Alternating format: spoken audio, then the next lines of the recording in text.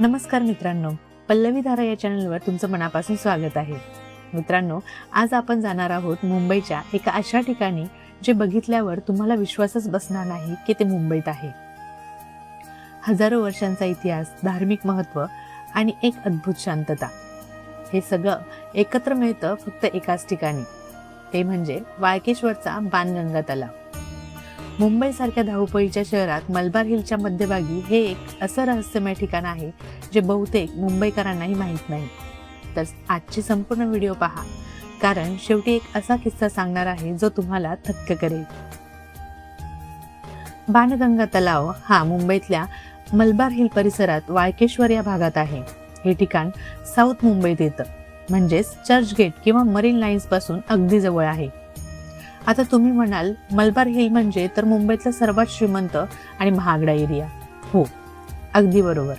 राज्यपालांचं राजभवन, श्रीमंत लोकांचे बंगले, हाय राईज बिल्डिंग्स या सगळ्यांच्या मध्ये 1000 वर्षांपेक्षा जुना पवित्र तलाव आजही जिवंत आहे. हेच तर या ठिकाणाचं वैशिष्ट्य आहे. इथे पोहोचायला तुम्ही वाळकेश्वर रोडवरून जाऊ शकता. जवळचं रेल्वे स्टेशन म्हणजे चर्नी रोड. तिथून रिक्षा किंवा टॅक्सीने साधारण 15 ते 20 मिनिटात तुम्ही इथे पोहोचता. आणि हो, प्रवेश विनामूल्य आहे. सध्या तरी कोणतंही तिकीट नाही. आता येते सर्वात महत्त्वाच्या भागाकडे, तो म्हणजे बाणगंगाचा इतिहास. या तलावाचं नाव बाणगंगा कसं पडलं याची एक अतिशय सुंदर पौराणिक कथा आहे. रामायण काळातील कथा. असं सांगतात की वनवासात असताना प्रभू श्रीराम सीतेचा शोध घेत घेत या मलबार हिलच्या परिसरात आले. उन्हाळ्याचे दिवस होते. राम आणि लक्ष्मण दोघेही खूप तहानलेले होते, पण आसपास पाण्याचा काहीच स्रोत नव्हता. तेव्हा लक्ष्मणाने रामाला विनंती केली, दादा, आपल्याला पाणी हवं आहे. त्यावर श्रीरामांनी आपला बाण जमिनीत मारला आणि चमत्कार घडला. त्या जागेतून गंगेचं पाणी वर आलं. बाण आणि गंगा म्हणजेच बाणगंगा, हेच या तलावाचं नाव आहे. हिंदू धर्मात असं मानलं जातं की या तलावाचं पाणी थेट गंगा नदीशी जोडलेलं आहे. म्हणूनच इथे आंघोळ केल्यावर गंगेत आंघोळ केल्याचं पुण्य मिळतं असं भाविक मानतात. इतिहासकारांच्या मते हा तलाव साधारण 12व्या शतकात बांधण्यात आला. शिलाहार राजवंशातील राजा लक्ष्मण प्रभू यांनी हा तलाव बांधला असं सांगितलं जातं. म्हणजे हा तलाव किमान 900 वर्षांपेक्षा जास्त जुना आहे. विचार करा, ज्या काळात मुंबई म्हणजे फक्त मच्छीमारांचं बेट होतं, त्या काळी हा तलाव अस्तित्वात होता. पोर्तुगीज आले, इंग्रज आले, मुंबई बदलत राहिली, पण बाणगंगा मात्र जशी होती तशीच उभी राहिली. आता बघूया हा तलाव दिसतो कसा आणि याची रचना काय आहे. बाणगंगा तलाव हा एक पायऱ्यांचा तलाव आहे, म्हणजेच स्टेपवेल किंवा कुंड प्रकारातला. राजस्थान आणि गुजरातमध्ये अशा प्रकारचे तलाव खूप प्रसिद्ध आहेत, पण मुंबईत असा तलाव असेल हे खरंच आश्चर्यकारक आहे. तलावाच्या चारही बाजूंनी दगडी पायऱ्या आहेत. या पायऱ्यांवरून तुम्ही थेट पाण्यापर्यंत जाऊ शकता. पायऱ्यावर बसलेले साधू, नारळ, फुलं घेऊन येणारे भाविक आणि कधी कधी धोब्यांची लगबग, हे सगळं एकत्र बघणं एक वेगळाच अनुभव आहे. तलावाच्या काठावर 60 पेक्षा जास्त लहान मोठी मंदिरं आहेत. यामध्ये शिव मंदिर, राम मंदिर, हनुमान मंदिर अशी अनेक मंदिरे आहेत. या मंदिराची रचना पाहिली की जुन्या काळातील कारागिरांच्या कौशल्याबद्दल मन भरून येतं. तलावाचं पाणी हे एक विशेष सांगायला हवं. आजच्या काळातही या तलावात पाणी आहे. तलावातील पाणी नैसर्गिक झरे आणि पावसाच्या पाण्यावर अवलंबून आहे. मात्र प्रदूषणामुळे पाण्याची गुणवत्ता आधीपेक्षा कमी झाली आहे. हे आपण नंतर बघू. बाणगंगा हे केवळ एक तलाव नाही, हे एक जिवंत तीर्थक्षेत्र आहे. हिंदू धर्मात मृत्यूनंतर अस्थी गंगेत विसर्जित करणं पवित्र मानलं जातं, पण सगळ्यांना थेट गंगेपर्यंत जाणं शक्य नसतं. अशा वेळी बाणगंगा हा पर्याय म्हणून वापरला जातो. मुंबई आणि आसपासच्या परिसरातील अनेक कुटुंब अस्थि विसर्जनासाठी बाणगंगेला येतात. पितृपक्षाच्या काळात म्हणजे श्राद्धांच्या दिवसांमध्ये इथे मोठी गर्दी असते. लोक आपल्या पूर्वजांच्या स्मरणार्थ तर्पण आणि पिंडदान करतात. मकर संक्रांतीला इथे भाविकांची खूप मोठी गर्दी असते. पहाटेपासूनच लोक तलावात स्नान करायला येतात. याशिवाय कार्तिक पौर्णिमा, रामनवमी आणि महाशिवरात्री या दिवशीही इथे उत्सवाचं वातावरण असतं.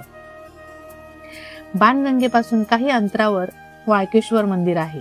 हे मुंबईतील एक अतिशय जुनं शिव मंदिर आहे. वाळकेश्वर म्हणजे वाळूचा ईश्वर. असं सांगतात की रामाने वाळूचं शिवलिंग बनवून इथे पूजा केली होती. हे मंदिर आणि बाणगंगा मिळून या परिसराला एक विशिष्ट पावित्र्य प्राप्त झालं आहे. आता एका अशा गोष्टीबद्दल बोलूया जी बाणगंगेला केवळ धार्मिक नाही तर सांस्कृतिक दृष्ट्याही महत्वाची बनवते. बाणगंगा संगीत महोत्सव. हे नाव तुम्ही ऐकलं आहे का? दरवर्षी जानेवारी महिन्यात बाणगंगेच्या काठावर 2 दिवसांचा शास्त्रीय संगीत महोत्सव आयोजित केला जातो. हा महोत्सव 1980च्या दशकापासून सुरू आहे बरे का, आणि आज तो भारतातील एक प्रतिष्ठित संगीत महोत्सव म्हणून ओळखला जातो. रात्री तलावाच्या मध्यभागी दिव्यांच्या प्रकाशात भारतातले सर्वश्रेष्ठ शास्त्रीय गायक आणि वादक सादरीकरण करतात आणि त्यांचा आवाज त्या दगडी पायऱ्यांवर घुमतो.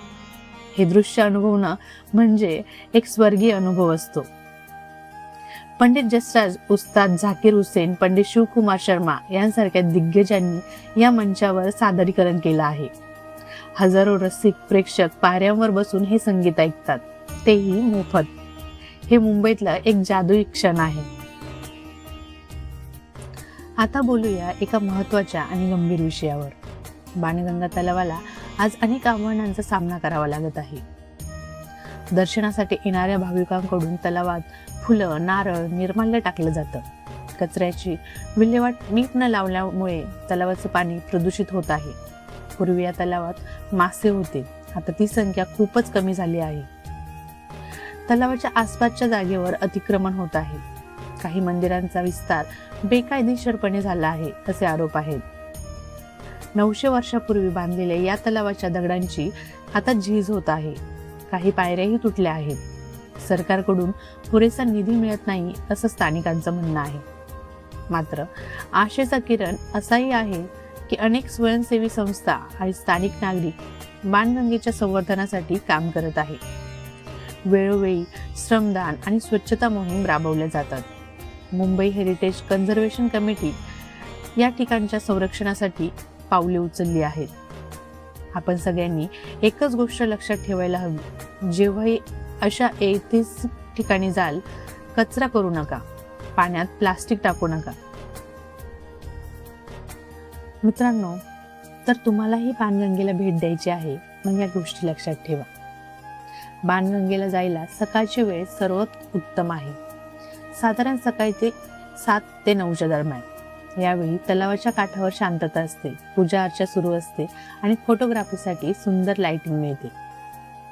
जानेवारी महिन्यात संगीत महोत्सवासाठी इथे नक्की यायला तुम्हाला आवडेल. जर तुम्हाला गर्दी पाहायची असेल तर पितृपक्ष जेव्हा असतो ना, त्या काळात या. जर तुम्हाला गर्दी आवडत नसेल तर या काळात येणं टाळा. आता तुम्ही म्हणाल या ठिकाणी जायचे कसे? तर चर्नी रोड स्टेशन पासून तुम्ही रिक्षा किंवा टॅक्सीने जाऊ शकता, किंवा मग मरीन लाईन स्टेशन पासून तुम्ही टॅक्सीने अवघ्या 10 ते 15 मिनिटात पोहोचाल. आता तिथे जायचे तर काय काय कॅरी करायचं? तर सगळ्यात महत्त्वाचं म्हणजे पाण्याची बाटली, आणि तेथील मनमोहक दृश्य जर तुम्हाला कॅमेऱ्यात टिपायचे असेल तर सोबत कॅमेरा अवश्य ठेवा.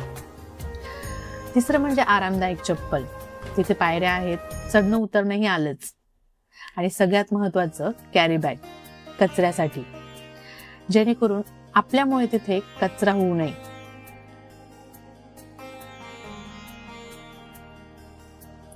मित्रांनो, बाणगंगा हे फक्त तलाव नाही, हे मुंबईच्या आत्म्याचं एक प्रतीक आहे. मुंबई किती बदलली, कितीही आधुनिक झाली तरी बाणगंगेसारखी ठिकाणं आपल्याला आठवण करून देतात की आपली मुळं किती खोल आहेत. एका बाजूला समुद्र, दुसऱ्या बाजूला गगनचुंबी इमारती आणि मध्ये हा 900 वर्षांचा शांत गंभीर तलाव. हे दृश्य पाहिलं की खरंच मन थक्क होतं. तुम्ही कधी बाणगंगेला गेला आहात का? तुमचा अनुभव कॉमेंटमध्ये नक्की सांगा.